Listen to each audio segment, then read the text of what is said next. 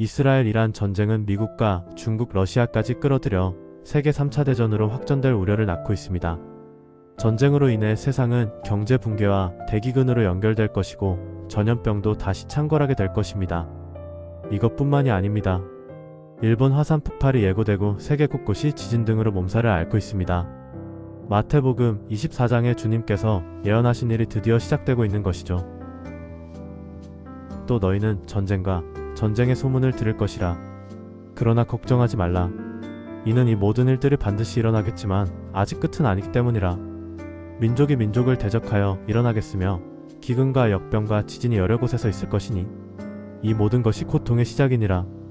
하나님의 심판은 언제나 동일합니다. 과거의 성전의 지도자들이 먼저 타락하면 국가가 부패하게 되고 이에 대한 결과로 하나님의 심판이 따라왔었죠.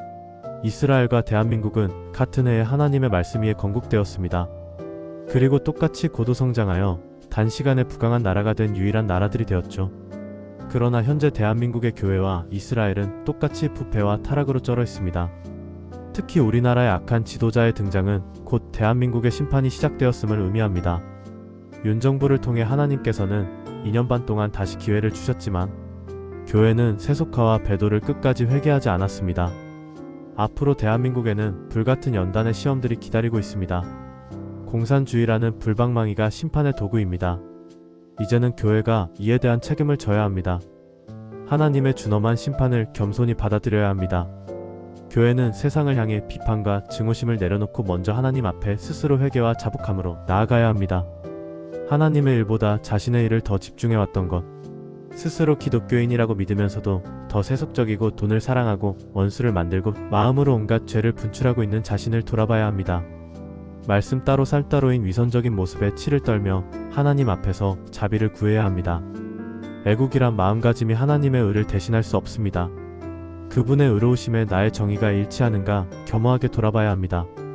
마치 내가 정의롭다고 생각해온 명분에만 열정과 에너지를 쏟고 정작 예수님을 놓쳐버린 마르다와 같은 삶은 아닌지, 정작 삶의 분주함 때문에 그분의 발 앞에 종용이 앉아 오롯이 집중하는 시간이 없었다면 다시 마리아처럼 예수님의 말씀에 집중해야 합니다.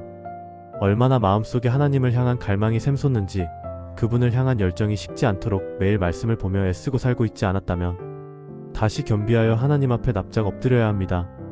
무너진 대한민국을 살리기 위해서는 먼저 스스로 무너진 마음성전을 다시 회복해야 합니다. 하나님께서는 대한민국을 멸망이 아닌 심판을 통해 다시 일으키시길 원하십니다. 용광로 속 불같은 환란과 연단을 통해 수많은 알곡신자들을 추수하시게 될 것입니다.